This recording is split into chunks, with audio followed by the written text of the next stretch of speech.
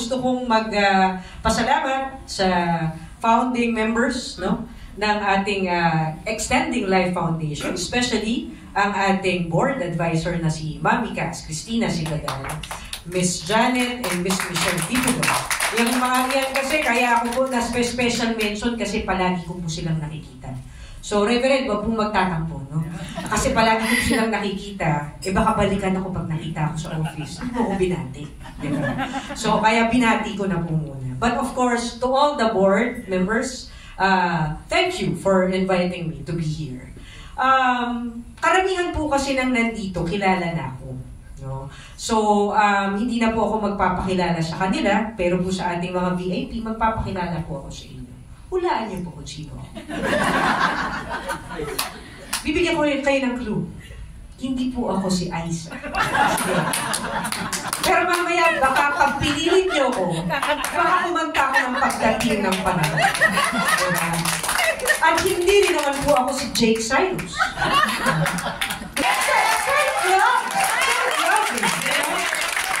But kidding aside po, this night is such a wonderful night because it is a testimony of the dream, not only of our advisor, but the dream of the employees of MCCS and GGC.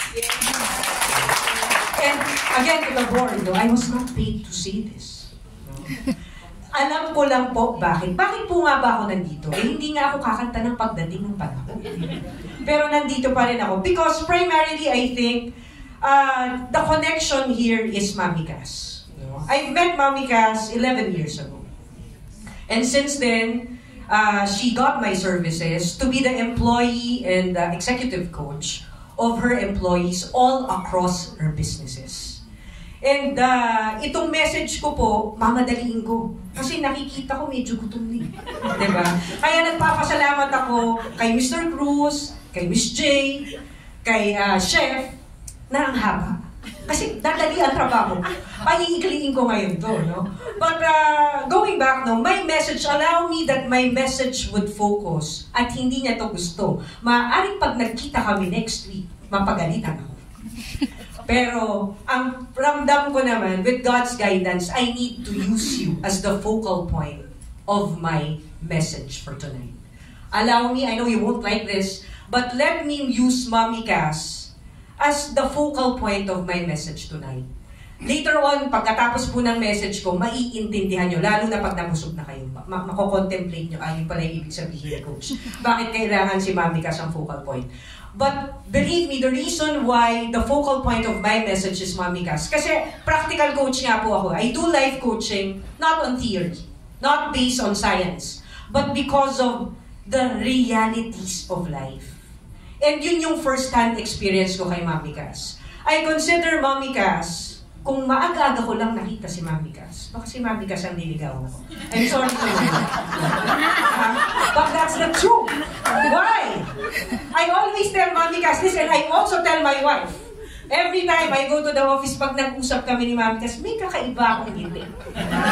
Kaya, yung ngiti ko yun, sasabihin ng wife ko, nakakausap mo na naman si Mami Cass. Tapos sasabihin ko, oo. Why do I have that smile whenever I talk to her? Because I believe, and this is true, she is my real-life guardian angel. Totoo po yan. I was born into a family of Catholic faithfuls. And, syempre po, parang automatic na yun eh. Magiging Katoliko ka. And I'm always proud to say in my coaching, I am a devoted Catholic. But devotion is different from faith. And what Mami Cass provided me was the deeper faith.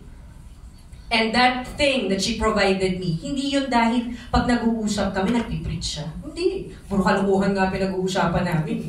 Pero along dun sa kalokohan na yun, may makikita kang testimonial ng kanyang totoong ginagawa sa buhay niya na mai-inspire ka. An example of this is, she is a very successful businesswoman.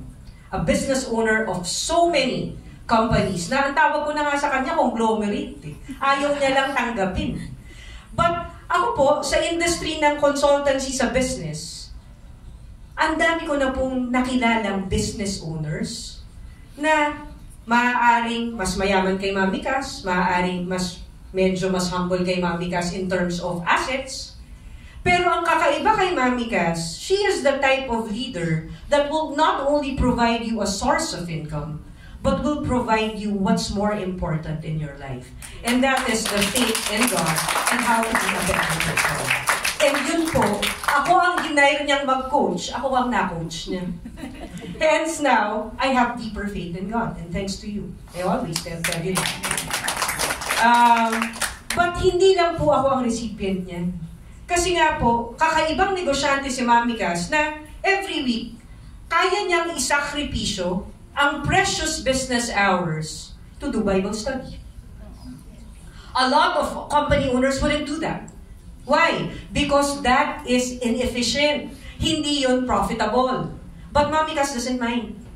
Because she would want to impart that faith that she has with other people. No? Kaya, kung nakikita niyo po, tumingin po sa bawat isa. Lalo na po yung mga boards natin, tumingin po kayo sa likod. Lahat po yan may halo na. Dahil nakabayad sa akin. Amen? Apart from that, pero minsan po may halo yan, pero may buntot. Tignan niyo po yung likod. Kasi kakabuntot po yan. But apart from that, hindi lang po yun. Yung practice of generosity of Mami Cass is very inspiring. Diba? Ako po, ang aking pangalan, Coach Chris Tan. Meron po bang mga Chinese dito? Mukhang wala. So, pwede itong joke nito. Kasi alam nyo naman, pag Chinese, sabi, kuripot. Diba?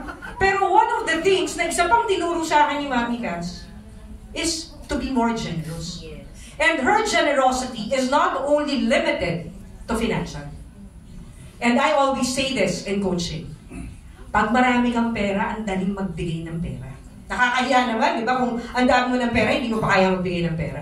Pero what is something that is very hard to give is the effort. Yung mag-e-effort ka. At yung panahon. Kasi ang panahon, time is gold when you're watching bold. Joke lang. Time is gold. Because you cannot rewind it. Grabe yung tawa mo, Carvin. Alam na ikaw ang nanonood ng gold. Ha? So, the only thing ko, because time is gold because you cannot rewind it. Even if you have so much money, you can't give it away. But, at the end of the day, si Mami Cass, she would invest her time. Parang hindi nga natutulog yan eh.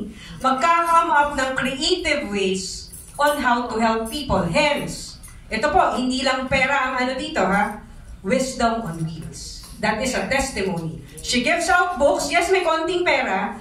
Pero yung ginagawa niyang she would travel from province to province to do book reading. Why? To inspire kids to go back to learning, to go back to reading, and set away the gadgets. So that's time and effort. No?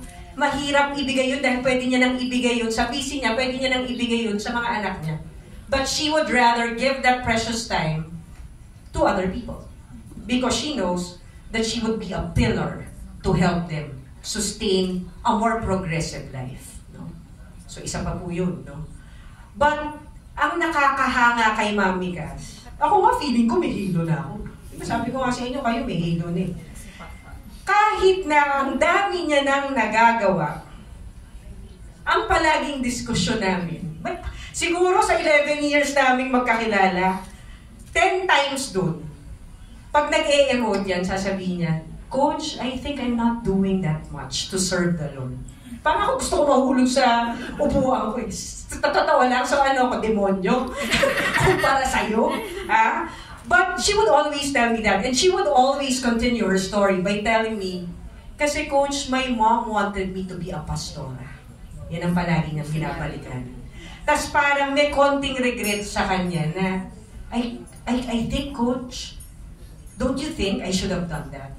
And I would always tell her, no, you're destined to be where you are. Because now that you are a business owner, God has blessed you with all these opportunities, with all these resources to help people. And honestly, I feel that if you became a pastora, you wouldn't reach that much people. Kaya, Mami Cass, I assure you, you are where you're supposed to be. Yeah. Because you're helping people more. And going back to El, bakit kaya ba si Mami Cass ang aking naging focal point, no? Dahil, when I heard about this foundation through Mami Cass, again, I was reminded, eto yun eh, kaya hindi ka naging pastora. Because this will be an avenue for you to be of service to God more than anything else. And, iko-connect ko na po, congratulations to the board of ELF that you have established this very good foundation. And I'm hoping that with an advisor like Mami Cass, and the practice of generosity that she's been doing all throughout her life, lalo pong lumago at magtagumpay ang ELF. No? Because the objective is always to authentically, genuinely help people.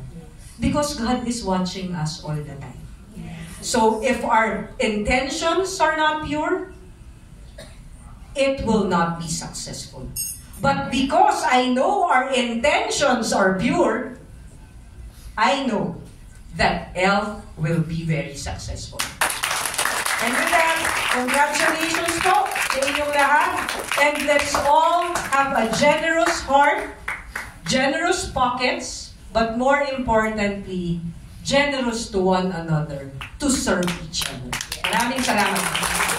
Thank you very much, Coach.